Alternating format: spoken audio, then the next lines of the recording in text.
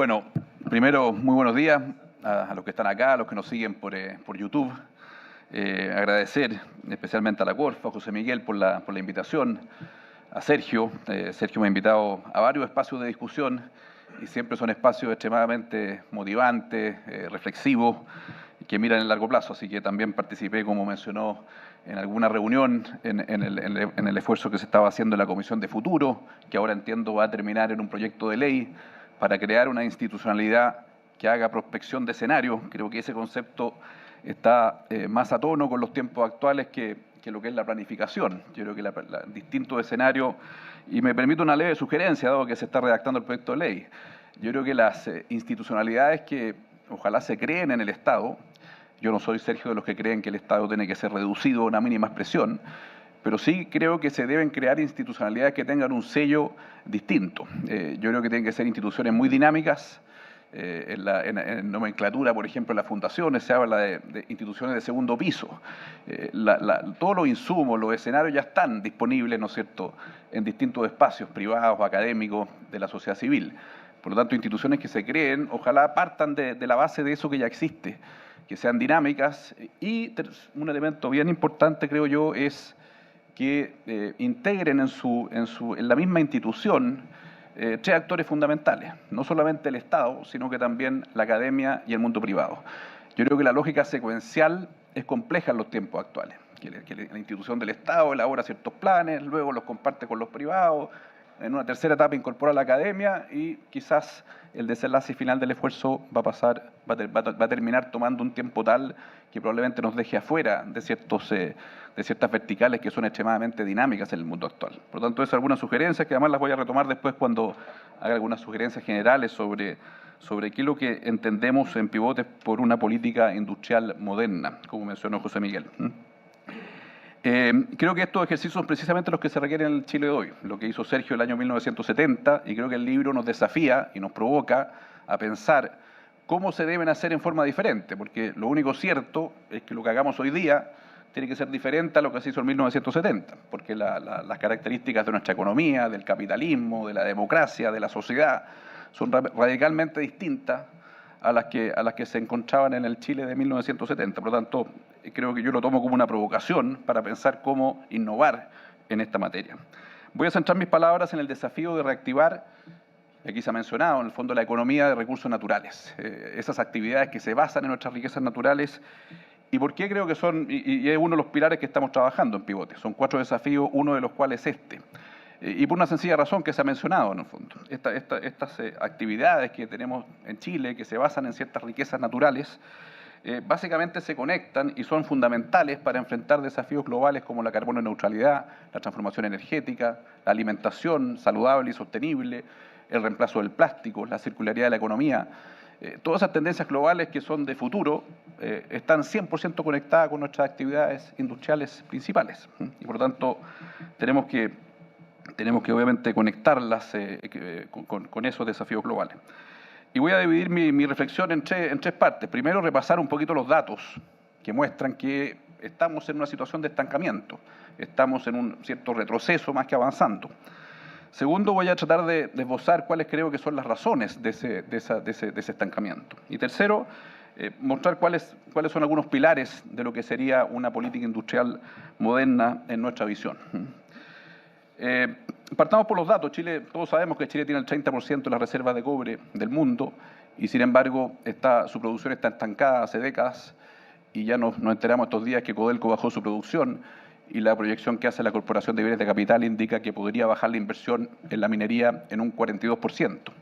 También sabemos que Chile tiene el 42% de las reservas mundiales de litio y las tiene en salares donde básicamente las condiciones de competitividad y de sustentabilidad son las mejores del mundo. Y sin embargo, Australia nos está desplazando en la producción de litio y pronto probablemente nos va a desplazar también Argentina. Y a pesar de que Australia en el fondo tiene un costo de producción y estándares de sostenibilidad muy peores que los que podrían obtenerse en el Salar de Atacama, 7 veces más emisiones se requieren para extraer una tonelada en las minas de Australia en comparación con la extracción de una tonelada, ¿no es cierto?, en los salares de Chile. Tercero, no solamente el tema está en litio, cobre, sino que también en hidrógeno verde. Tenemos un desierto de Atacama, en el fondo, que tiene la mayor radiación solar del mundo. En Magallanes están los vientos más sostenibles y, por lo tanto, que son insumos fundamentales para la industria del hidrógeno verde.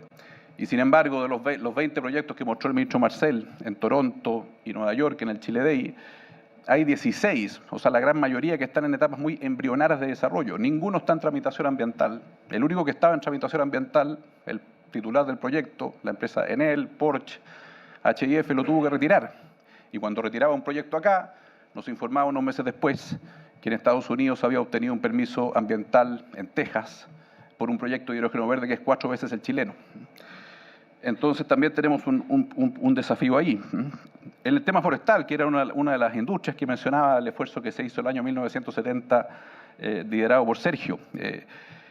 Nos decían los académicos de la Universidad de Chile, Roberto Pizarro y Ricardo Betic, que hay más de 2 millones de hectáreas que potencialmente podrían ser forestadas con distintas especies, que representarían una capacidad de almacenaje de carbono de 0,57 gigatoneladas de carbono. Y sin embargo estamos haciendo poco para emprender ese esfuerzo. Y esto tiene que ser obviamente forestado con distintas especies, digamos, por parte de pequeños, en el fondo, pequeños propietarios forestales, digamos.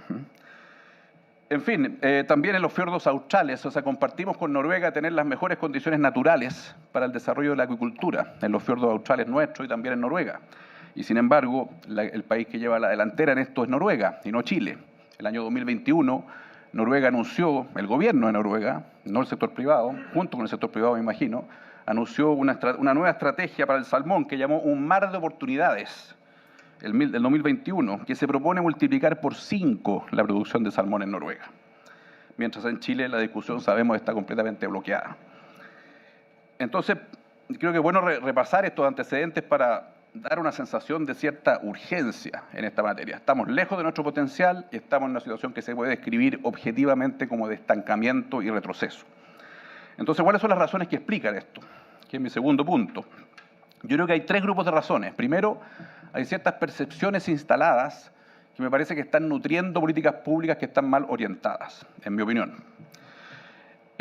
Partamos por algunas de ellas. En el caso del litio, por ejemplo, creo que debemos desafiar la idea de que la única manera para que el Estado reciba parte del valor generado en su explotación, o bien para que realmente el desarrollo del litio sea con estándares ambientales elevados, desafiar la idea de que la única manera de que eso ocurra es con el Estado participando como un accionista mayoritario de los proyectos que se desarrollan.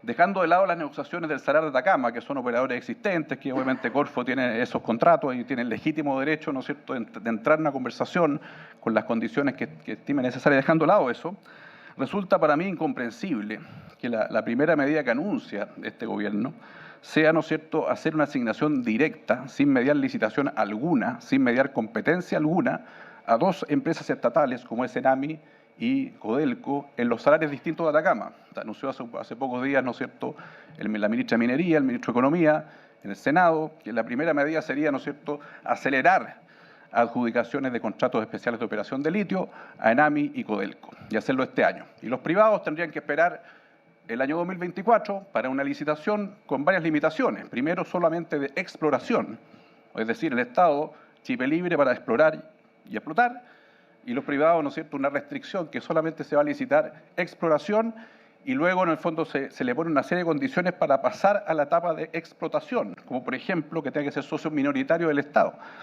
Entonces, eso nos parece incomprensible. Está bien el tema del Salar de Atacama, pero el futuro de los otros salares, ¿por qué no se hace un sistema de licitación abierto, competitivo, donde participen en igualdad de condiciones empresas estatales y privadas?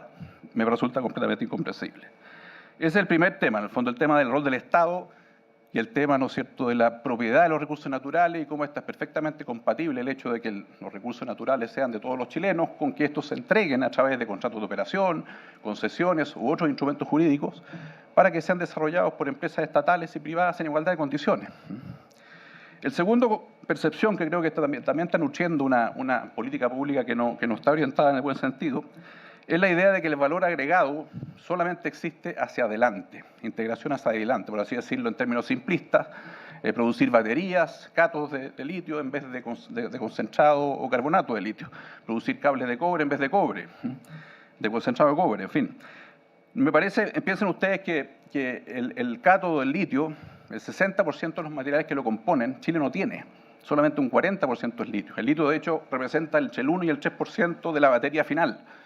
Las celdas de litio que están integradas en las baterías que requieren estos cátodos, esas celdas se están produciendo cerca de la industria automotriz. Entonces no parece, yo no estoy diciendo que no, o sea, si las fuerzas globales de la industria hacen aconsejable que los cátodos se produzcan en Chile, bien, yo no estoy diciendo, no me niego a eso, pero ¿por qué forzar a través de reservar ciertas cuotas de producción para entregarse a precio subsidiado a empresas para que produzcan cátodos? O sea, ojalá que lo produzcan por las fuerzas propias del mercado y las tendencias globales, pero ¿por qué forzar que eso ocurra cuando el 60% de los materiales no están en Chile? Ese es un segundo concepto. El valor agregado está no solamente hacia adelante, sino que también está hacia atrás, en los ecosistemas que prestan servicios, tecnologías, soluciones tecnológicas al desarrollo de estas industrias principales. Y en eso el economista chileno que hoy día está en Francia, pues fue el nombre, Hidalgo, lo dice muy bien, César. Dice, mire, la agregación de valor es mucho más razonable encontrarla hacia atrás que hacia adelante.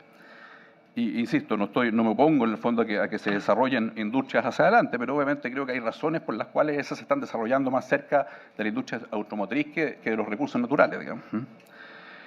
El tercer percepción que creo que también hay que enfrentar es el falso dilema entre desarrollo y sostenibilidad.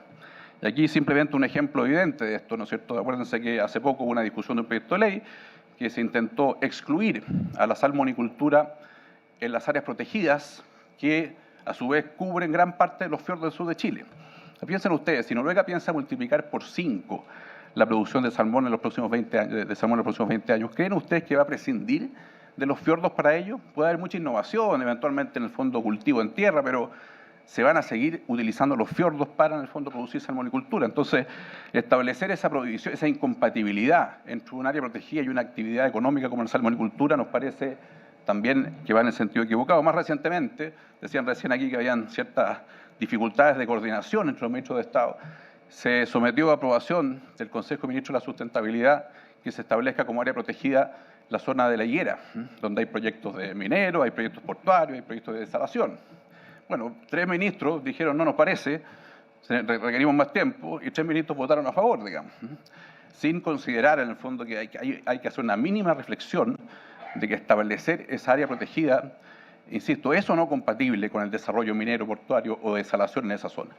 Y por esa razón se produjo una división en los ministros de Estado en el mismo Consejo, digamos. Entonces, tercera percepción, no hay un dilema entre desarrollo y sustentabilidad. Busquemos la convergencia, el equilibrio y no que se opongan estos dos conceptos. Entonces, repasé las percepciones instaladas. Un segundo grupo de trabas, creo yo, dice relación evidentemente con la permisología, digamos. Esto, bueno, lo trabajamos con Álvaro García en su momento. En fin, es imperativo y celebramos que el gobierno haya anunciado tanto un proyecto de ley para modernizar el sistema de permisos sectoriales como también un proyecto de ley para modernizar el sistema de evaluación de impacto ambiental.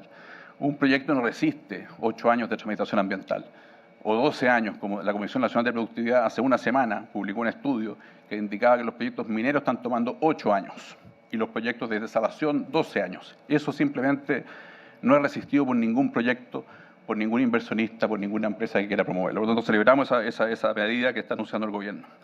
Y la tercera traba, que creo yo que se relaciona con una cierta, no sé si incomprensión, pero hay que entender que estas industrias como el hidrógeno verde y el litio son extremadamente dinámicas. Se están conformando cadenas de valor global, donde las partes principales de la cadena de valor están más bien en el Asia, en Estados Unidos, en Europa. Entonces hay que tomar eso como una realidad y no ser voluntaristas de tratar de que esa cadena de valor, por razones que no conocemos, se traslade, ¿no es cierto?, a Chile. Entonces eso lo digo por lo siguiente, porque las empresas, ¿qué es lo que están haciendo las empresas? Además, un segundo factor característico de estas industrias es que son industrias que van a crecer muy fuerte, son algunas de ellas nacientes, como el hidrógeno verde. El litio también es naciente, lleva mucho tiempo, pero se producía muy poco. Van a tener en el fondo pendientes de crecimiento muy elevadas, van a llegar pic, después van a ver en el fondo retrocesos. Piensen ustedes que el precio del litio llegó a $80.000, bajó a 20, probablemente se estabilizará en algo intermedio, hace un par de años estaba en 5. Entonces va a ser muy dinámico, por lo tanto se requiere mucha reacción flexible y dinámica. ¿Y por qué? ¿Y qué hacen las empresas? Las empresas que están en esta industria desarrollan portfolios globales de proyectos, que son opciones de proyectos. Algunas van a hacerse, otras no. Entonces, por ejemplo, el caso del proyecto de Faros del Sur en Magallanes, retiró su estudio de impacto ambiental en Magallanes y logró aprobar el estudio de impacto ambiental en Texas. Por lo tanto, ¿qué pasó? Magallanes pasó a un lugar más bajo en el ranking de sus proyectos y Texas subió para arriba. O sea, el mundo no va a esperar que Chile, en el fondo, básicamente resuelva sus dudas existenciales sobre cuál va a ser el rol que van a tener, en el fondo, los privados para desarrollar hidrógeno verde. Todos los días, en el fondo, el BP anunció un proyecto de 36.000 millones de dólares en Australia de hidrógeno verde. Las dos principales productoras de litio que están en Chile, Albemarle y Soki, están anunciando sus próximos proyectos, Albemarle en Estados Unidos y Soki en Australia. ¿Por qué no en Chile? Porque cada vez que un Estado le pone restricciones que pueden tener una cierta justificación, por supuesto que ese proyecto en Chile va a bajar en el ranking de prioridades y va a ser menos probable que se ejecute en los próximos 10 años y probablemente va a subir en el ranking un proyecto en Australia o en Estados Unidos. Entonces, hay que asumir que esto es dinámico, hay que asumir que las empresas tienen portfolios de proyectos. Entonces, por eso cuando uno dice, hay muchas empresas interesadas, cuando uno escucha, bueno, obviamente que las empresas siempre van a manifestar una disposición positiva al gobierno del cual depende sus opciones de desarrollar proyectos en un cierto país. Ahora, lo relevante no es las cosas que dicen las empresas, lo relevante son las cosas que hacen las empresas, decisiones de inversión. Entonces, debería preocuparnos que mientras en Magallanes se retira el estudio de impacto ambiental de un proyecto de hidrógeno verde, bueno, que en Texas logran la aprobación ambiental. Y probablemente se va a hacer con más probabilidad ese proyecto que el de Chile. Entonces, y todo esto es muy relevante cuando pensamos que son industrias que se van a desarrollar rápidamente, pero que en plazos, o sea, que en el fondo la oportunidad que tiene Chile es decir, bueno, ¿cómo somos protagonistas en el desarrollo de estos proyectos en los próximos 10 años? Entonces, habiendo repasado los datos que muestran que estamos en un cierto estancamiento, habiendo repasado ciertas por así decirlo, trabas, solamente brevemente, porque me están apurando, algunas menciones de lo que sería, lo que creo yo debería ser una política industrial moderna del siglo XXI. Yo creo que, como decía inicialmente, una primera cosa es crear institucionalidades tripartitas, donde se integre, ¿no es cierto?, el Estado, la empresa y la academia, simultáneamente para evitar la lógica secuencial. Y, por ejemplo, podríamos hacer este esfuerzo para emprender desafíos como los siguientes: levantar líneas bases ambientales públicas en los territorios donde estas oportunidades se pueden desarrollar. Segundo, se puede también hacer en esta instancia tripartita, se puede también, ¿no es cierto?, elaborar guías de contenidos exigibles de los estudios de impacto ambiental. No es razonable que no haya una cosa homogénea, que cada empresa sepa exactamente qué se requiere para un proyecto de hidrógeno verde y que esas guías sean, entiendo que se están haciendo, pero que sean vinculantes para las autoridades regionales. Que cada autoridad regional no tenga, por así decirlo, un espacio de discrecionalidad para definir qué es lo que se exige y lo que no se exige. Creo que también es relevante, en el fondo, aumentar el conocimiento sobre la biodiversidad. Guías vinculantes para los contenidos de los estudios de impacto ambiental. Tercero, generar conocimiento, creo que es importante generar conocimiento y ciencia sobre la biodiversidad, sobre la evolución tecnológica de estas industrias. Y creo que los centros de investigación son un instrumento muy adecuado para eso. Ahora, creo que esta misma gobernanza tripartita podría también meterse en esta discusión de cuáles deberían ser las bases de esos institutos, del Instituto del Litio, por ejemplo. Por ejemplo, Fraunhofer, un instituto alemán, tiene una cosa que me parece positiva, siempre exige que cada recurso que se levanta, por así decirlo, del Estado alemán, venga machado por recursos privados, de forma tal de que la investigación que se haga realmente esté orientada a, ¿no es cierto?, los desafíos de la industria, si es que realmente queremos que sean centros de investigación aplicada. En fin, también podríamos, en el fondo, en esa gobernanza tripartita, diseñar cuál podría ser una etapa temprana de participación ciudadana para los proyectos de inversión. Etapa temprana que termine, por así decirlo, en unos términos de referencia vinculantes para todas las partes, de forma tal de que el estudio de impacto ambiental, el proceso ambiental, sea un proceso técnico, que no tenga una instancia política al final, sino que las consideraciones políticas, subjetivas, en la opinión de los ciudadanos, todo se exprese al principio y luego se procede a un derrotero eminentemente técnico. Todo esto podría ser discutido en una gobernanza tripartita para, insisto, evitar esta lógica que el Estado diseña, luego consulta con la academia y finalmente le pide opinión a los privados y los privados encuentran que no está tan bueno y partimos de cero de nuevo. Entonces, ese es una propuesta, un pilar que creemos que debería tener una política industrial moderna de litio. Una segunda cosa, y esto se aplica, perdón, no de litio, sino que una política industrial moderna en general, digamos, de esta industria de recursos naturales. Y un segundo tema, ¿no es cierto?, es que las operaciones, es que más allá, insisto, de las operaciones existentes en el Cerro de Atacama, hacer este proceso abierto, competitivo, de licitaciones, de exploración y también con una certeza, en el fondo, un camino cierto de transición entre la exploración y la explotación. Nadie va a explorar si no sabe exactamente las condiciones en las cuales va a poder pasar a luego explotar. Eso que el Estado elabore un régimen abierto, competitivo, de licitaciones, de contratos de exploración y explotación de litio, me parece fundamental. No veo ninguna razón, salvo en el Cerro de Atacama, insisto, para la asignación directa a Enami y Codelco en otros salares. ¿Y por qué no nos ponemos más ambiciosos? Todos sabemos que la legislación que impide la concesión del litio está completamente obsoleta. No hay ninguna razón para que el único mineral en Chile que no es concesionable sea el litio. No ocurre en ninguna parte del mundo, no ocurre en todos los países con los cuales competimos para explorar el litio. ¿Por qué inventamos que Chile debe ser único en esto? Y estas dos cosas pueden ser complementarias, porque un modelo de concesiones robusto, con royalty, con estándares ambientales, con caducidad, con temporalidad, bueno, obviamente la mejor manera de atraer empresas medianas, por ejemplo, que hacen exploración.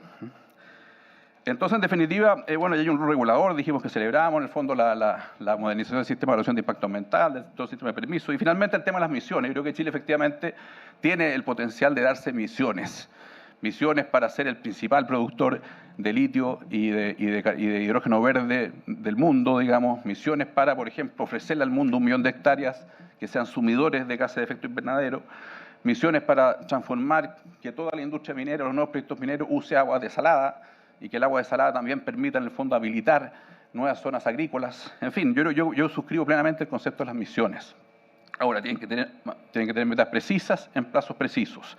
Y segundo, mucho más relevante que esas metas, es que realmente nos aboquemos a generar las capacidades habilitantes y diferenciadoras para que realmente Chile, por así decirlo, gane esta carrera respecto de otros países que están haciendo el mismo esfuerzo que Chile, tratando de atraer a las mejores empresas del mundo para que desarrollen el hidrógeno verde, para que desarrollen el litio. Y aquí hay que ser, un mensaje final, hay que ser pragmáticos. Para definir, Sergio hablaba del brazo del Estado, el brazo, el músculo, la cabeza. ¿Dónde ese brazo, ese músculo y esa cabeza agrega más valor? ¿Y dónde agrega más valor el brazo, la cabeza y el músculo del mundo privado? Yo creo que hay ciertas cosas que se están haciendo hoy día que están utilizando el músculo del Estado en aquello que no es bueno para hacer. Y están, en el fondo, por así decirlo, soslayando el músculo privado para aquello que sí es bueno para hacer. Entonces me parece que eso hay que tener pragmatismo, aquí no hay que tener ideología, si es que realmente queremos impulsar el desarrollo de estas industrias que son fundamentales para un montón de desafíos globales, y no solamente eso, sino que además representan oportunidades de progreso para todos los chilenos, que como decía José Miguel, es lo que nos convoca. Así que muchas gracias, José Miguel. Sergio, felicitaciones nuevamente. Siempre es un placer conversar y participar en los diálogos que me invitas. Aysén, ministra, subsecretaria, hemos conversado en alguna oportunidad sobre estos temas, temas de género, temas forestales. Así que un placer estar acá, un honor compartir con ustedes y felicitaciones por la iniciativa, por el libro y muchas gracias.